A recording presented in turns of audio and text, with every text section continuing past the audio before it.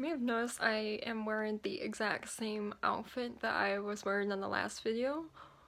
Or you didn't notice because you didn't watch the last video, which that's okay, I'm not gonna judge.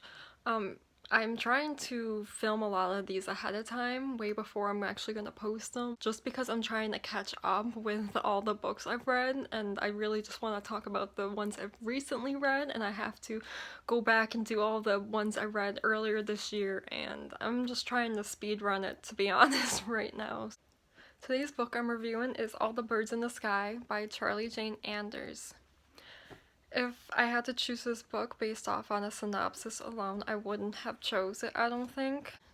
Just because the back of the book made it sound so run-of-the-mill, star-crossed lovers, and to be honest, that probably helps sell the book. Because it is a well-loved trope, some people really like that. For me, it was a little off-putting, and as well as it really isn't fair, it doesn't do justice to what the story actually is.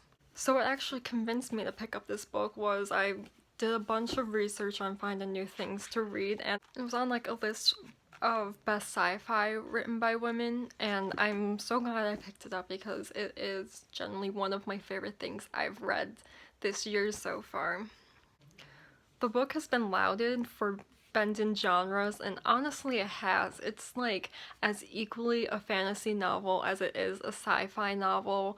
I've seen it compared to like Cloud Atlas, and I can kind of see that just how like it effortlessly blends these two genres together.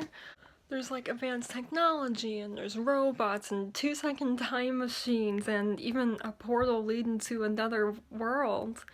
And on the magic side, there's this connection with nature and these rules that have to be abided. It almost feels like it could be two separate books, but I think the romance actually connects the whole thing. It follows the story of these two outcasts who have found their own little niches. With Patricia, she's a witch, and with Lawrence, it's technology and this like think tank of scientists he found. The two start off as childhood friends, and then they kind of go their own separate ways for a bit, and then they meet again in adulthood, and eventually they do fall in love. Both plots are interesting and well developed on their own, but what ends up tying it all together is this connection that Lawrence and Patricia have, and ultimately, their romance. I thought the relationship in the story was well done. It's very slow burn. It starts off as them as childhood friends, and then they disconnect, and then they disconnect and they go their own ways for a little while, and they meet up again as adults, and then they become adult friends, and then eventually lovers. By the time they actually get together, you just like really want them to get together, which I appreciate. And I appreciate the fact that they have lives outside of each other and they have friends and other things going on, and it's not just all about the relationship per se. So ultimately, like, the relationship just kind of complements the story, I think, rather than it being all about the relationship.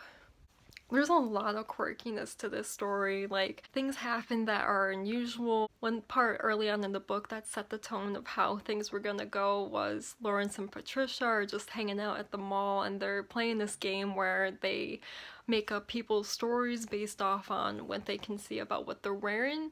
And there's this one really unassuming guy who's wearing like a bathrobe, I think, and like slippers or something, and it kind of seems like a joke at the time, but one of them says that like, oh, he's like secretly an assassin, and like a couple paragraphs later it turns out that they're right and he is actually an assassin, and just stuff like that happens, and it's so like wonderful and entertaining, but also like I think the book has to be that way because there's so much darkness in it too. It explores loss and natural disaster. There's a lot of like bullying and abuse in the book as well. And I definitely had the thought while reading it that, oh, if there wasn't this like quirkiness to it, this wouldn't be such a drag to read because it would just be so miserable. But instead it just works together so well, and all the characters in the book are so real in contrast to these crazy things that happen. Their motivations are so incredibly human. There's definitely a trend with me that I don't always like the ending of books, that I think that they end kind of too soon. And obviously I wouldn't be mentioning that if this one didn't fall under the category. Kind of just everything built up and then the conflict is resolved and it just ends. In favor of how it was written, at the end of the book it seems like there's gonna be some major changes to the universe around them, and I kind of understand why she chose not to write that out, because it would seem kind of goofy if it was just like this magical wave like washes over the land and everything changes around them. Be kind of corny, to be honest, so I kind of get it.